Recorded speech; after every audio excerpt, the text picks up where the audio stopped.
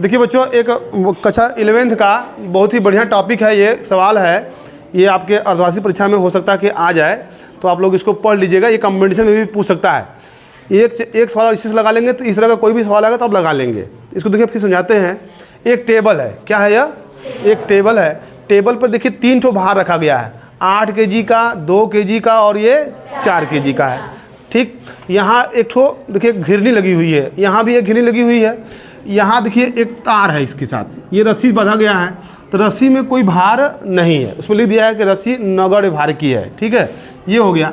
तो ये स्वतंत्रतापूर्वक इधर खींचेंगे इधर चलेगी, इधर खींचेंगे तो इधर चलेगी। यहाँ कोई खींच नहीं रहा है बच्चों, बस ये भार लटका हुआ है। यहाँ पे 4 kg का है, यहाँ पे क्या है 2 kg का। अब इसके अपने भार की वजह से ही ये क्या करेगी, वो चलेगी। तो देखिए इधर अधिक भार है, इधर क्या भार है, कम भार है, तो ये अधिक भार इधर चला जाएगा, तो ये वाला कहाँ जाएगा, ऊपर जाएगा। तो देखिए अब इसमें एक टेंशन पैदा हो गया। टेंशन मतलब होता है तनाव। तो इस डोरी में तनाव पैदा हो गया है, यानी कि इस भार के इधर का जो डोरी है, इस पूरे डोरी में तनाव कितना होगा, T1, और इधर वाली डोरी में कितना है, T2। चूँकि ये 2 डोरी होगी इधर और इधर, तो इधर तनाव T2 है, इधर तनाव कितना है, T1 है। तो 3 कंडीशन इसमें है बच्चों। तीनों कंडीशन में पहले हम 3 समीकरण बनाएंगे हम लोग, तब सवाल लगाएंगे। इसमें पूछा क्या है, इसमें ये पूछा है कि T1 का मान बता दीजिए और T2 का मान बता दीजिए, और इस डोरी में यहाँ पे उत्पन्न त्वरण, क्योंकि देखिए जिस वेग से ये नीचे जाएगा उसी वेग से ये क्या करेगा, वो ऊपर जाएगा, उसी वेग से ये भी इधर जाएगा। तो जितना त्वरण इसमें पैदा होगा उतना त्वरण इसमें पैदा होगा, उतना ही त्वरण इसमें पैदा होगा। ठीक है, सब में त्वरण क्या होगा, समान होगा, परंतु टेंशन यहाँ का अलग होगा, यहाँ पर टेंशन क्या होगा, अलग होगा।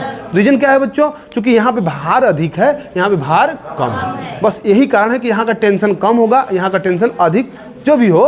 ठीक है ना, तो इसीलिए टेंशन देखिए अलग अलग है, मगर त्वरण सब में क्या है, बराबर है। तो यही काउंट करना है बच्चों। क्या काउंट करना है, T1, T2 और A, यही फाइंड करना है 3। चलिए हम लोग इसमें देखते हैं। पहले T1 के लिए, इधर के लिए लिखेंगे बच्चों। तो T1 के लिए क्या करेंगे बच्चों, ये डोरी कहाँ जा रही है, ऊपर की तरफ जा रही है। नीचे कितना भार लटका हुआ है, 2G भार लटका हुआ है। तो इसका मतलब ये ऊपर जाने का तात्पर्य है कि नीचे वाला इस वाले से क्या है, कम बल लगा रहा है। ठीक है, तो नीचे वाला ये वाला क्या करेंगे, T1 में से घटा देंगे, जो बचेगा वही लेकर जाएगा ऊपर। तो देखिए क्या लिखेंगे बच्चों इसके लिए, T1 माइनस 2G बराबर 2A से ऊपर जा रहा है। समीकरण नंबर क्या हो गया, 1। अब क्रम से कल बताए थे हम लोग, इधर से बताए थे, आज हम लोग इधर से चल रहे हैं। इसमें कोई प्रॉब्लम नहीं होगी आप लोग समझने के लिए। तो अब हम लोग इसके पास आ गए। तब ये कहाँ चल रहा है बच्चों, T2 लेके जा रहा है इसको। T2 इसका मतलब क्या है, भारी है। T1 क्या है, उससे कम है। तो T2 माइनस T1, तो यहाँ लिखेंगे T2 माइनस T1 बराबर कितना लेके जा रहा है, 8A लेके जा रहा है। तो यहाँ हो जाएगा 8A, ये समीकरण नंबर 2। फिर यहाँ पे आते हैं बच्चों, अब इसके पास आ गए हम लोग। कहाँ जा रहा है यह, नीचे की तरफ जा रहा है। तो नीचे क्या लेके जा रहा है, 4G लेके जा रहा है इसको। तो यानी कि 4G भारी है, T2 क्या है, उससे कम हो गया। तो 4G माइनस T2, यहाँ हो जाएगा 4G माइनस T2 बराबर क्या होगा, 4A। ये हो गया 4A। ये रहा समीकरण नंबर 3। अब इन्हीं तीनों समीकरणों का सहायता से हम लोग मान निकालेंगे। तो आप लोग भिन्न भिन्न तरीक़ों से लगाया है, अब हम देखिए किस तरीके से लगाने जा रहे हैं। हमारा दिमाग ये काम कर रहा है कि समीकरण नंबर 1 से T1 का मान निकाल लीजिए और समीकरण नंबर 3 से T2 का मान निकाल लीजिए। दोनों को लाकर के इसमें रख दीजिए, समीकरण नंबर 2।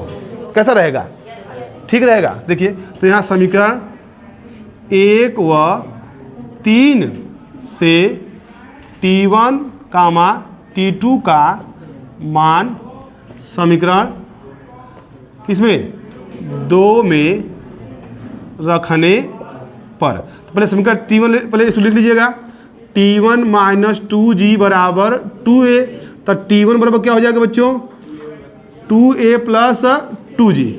फिर दूसरा, ये पहला था, दूसरा वाला, तीसरा वाला क्या है, 4G माइनस T2 बराबर 4A। तो यहाँ देखिए इसको उठा उधर ले जाएंगे बच्चों, तो क्या बन जाएगा, T2।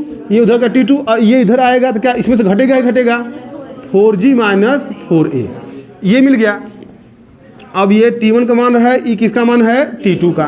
तब समीकरण नंबर 3 से 2 से तो 2 क्या है हमारे पास है, T2 माइनस T1 बराबर 8A। तो T2 का मान क्या है बच्चों? 4G माइनस 4A, कोष्टक बंद देखिएगा, माइनस T1 का मान क्या है? 2A प्लस 2G बराबर 8A। कोष्टक खुलेगा बच्चों यहाँ पे, 4G minus 4A minus plus क्या हो जाएगा? माइनस 2A माइनस प्लस क्या हो जाएगा? माइनस 2G बराबर यहाँ क्या हो जाएगा? 8A। अब इसी को हल करेंगे, देखिए तो 4G में से 2G घट जाएगा तो कितना बचेगा? 2G बचेगा, 2G लिख लीजिए। अब 4A 2A जुड़ जाएगा आपस में, तो माइनस 6A बराबर 8A यहाँ लिख लिया जाए। तो 2G बराबर क्या हो जाएगा? 6A उधर जाएगा तो 8A प्लस 6A, तो 2G बराबर जुड़ जाएगा 8 6 14A। तो देखिए यहाँ से A का मान निकल जाएगा। आप चूँकि G का मान यहाँ दे रखा है तो यहाँ लिखेंगे ऐसे A बराबर 2, इसे काट लीजिए इसको, तो 2 7 14, तो क्या मिलेगा फाइनल पे लिख लीजिए उसको अच्छे से। G बराबर 7A, तो A बराबर बच्चों क्या हो जाएगा? G बटा के 7 लिखेंगे ना, पहले इसको लिखेंगे। अब G का मान यहाँ दिया है 9.8, तो रखेंगे यहाँ पे 9.8 बटा के 7, 7 से भाग करेंगे इसमें तो क्या बढ़ जाएगा? 7 एक कम 7, कितना बचा? 7 2 9 28, 7 चौक 28, 4 मीटर पर सेकेंड का स्क्वायर। यानी कि बच्चों A का मान कितना आ गया? 1.4 मीटर पर सेकेंड का स्क्वायर। देखिए आ गया एक ठो मान, देखिए ये एक ठो मान आ गया इसका मान। तो अभी हम लोगों को निकालना है T1 और T2 का मान। तो बस यही A का मनवा उठा करके इसमें रख दिया जाए। G का मान पता है, यहाँ लगा दें, इसमें आ रहा है, दिख रहा है, इधर पूरा दिख रहा है। यहाँ लिखेंगे अतः T1 बराबर क्या है? 2A plus 2G। तो T1 बराबर बच्चों 2 गुणे A का मान कितना है? 1.4 प्लस 2 गुणे G का मान 9.8, तो T1 बराबर 14 के 28 प्लस इसका 2 को गुणा करेंगे, 2 8 16, 2 9 18 1 19, तो T1 बराबर कितना हो जाएगा? जुड़ जाएगा आपस में 8 6 14, 9 2 11 1 12, 1 1 2 दशमलव इतना। तो ये किसका क्या है? ये न्यूटन, ये बल ही है, ये क्या है? बल है। इसी प्रकार T2 बराबर, यहाँ पे T2 बराबर 4G माइनस 4A, तो T2 बराबर हो जाएगा 4 गुणे 9.8 माइनस 4 गुणे 1.4, तो गुणा करेंगे, 4 का गुणा करिए, गुणा किए बताइए कितना आया है? 4 8 32, 4 9 36, 36 3 39 दशमलव 2 माइनस 4 चौका 16, 4 1 4 1 5। चलिए इसको घटा लिया जाए, तो 12 में से 6 जाएगा, 6 बचेगा, और फिर 8 3 33.6 न्यूटन। ये रहा T2 का, ये रहा आंसर। लगा लीजिए इसको बच्चे से, लगा लीजिए बंद। फिर से चालू हो गया, बंद हो गया तो हाँ। चलिए देखिए, आइए अगला क्वेश्चन है। 70 kg का एक व्यक्ति है, ये आदमी का भार क्या दिया है? 70 kg। ये 70 kg का आदमी है, कह रहा है कि समुद्र में स्थित किसी नाव पर सवार है, ये को एक हेलीकॉप्टर की सहायता से, आवाज़ नहीं, हेलीकॉप्टर की सहायता से उठाया जाना है। इस प्रक्रिया में एक रस्से का प्रयोग किया गया है जो 100 kg भार का महत्तम बल सह सकता है। ये जो रस्सा है 100 kg भार उसको क्या करता है? सह सकता है।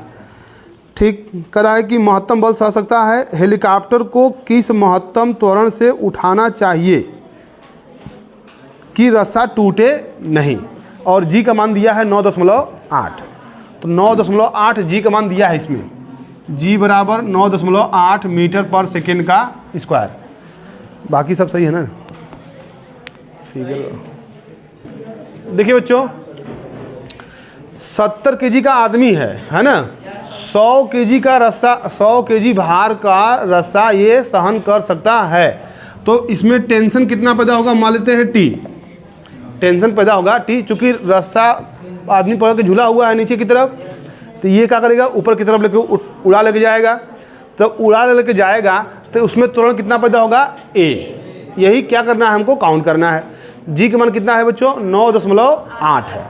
ठीक, चलिए इसी को काउंट करते हैं। अब बस यहाँ दिमाग वही लगा दीजिए कि टेंशन ऊपर की तरफ काम कर रहा है, आदमी का भार कहाँ काम कर रहा है, नीचे की तरफ। हेलीकॉप्टर जा कहाँ रहा है, ऊपर जा रहा है। ये क्लियर हो गया। बस वही फार्मूला आ जाएगा, T माइनस mg बराबर ma हो गया।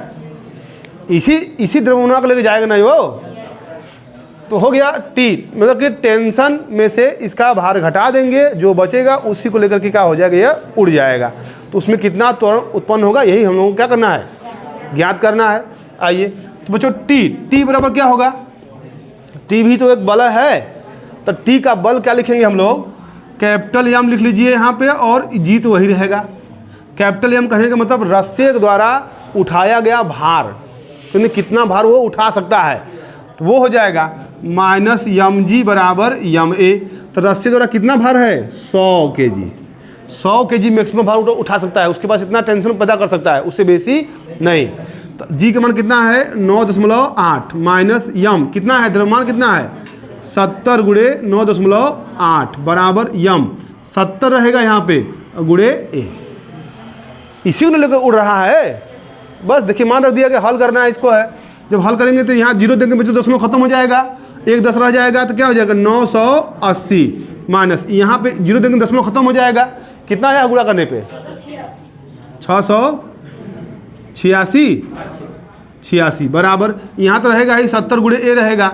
अब इसमें से इसको घटा लीजिए, कितना बचेगा, 294 बराबर 70 गुणे a। चलिए तो a बराबर हो जाएगा 294 बटा के 70, भाग करेंगे इसमें तो a कर जाएगा 7 चौक 28, 2 बचा नहीं 1 बचा 14, 7 दुना के 14, दशमलव कहाँ लगेगा, एक स्थान पर, मीटर पर सेकेंड का स्क्वायर। इतना क्या होगा, त्वरण पैदा होगा। लगा लीजिए।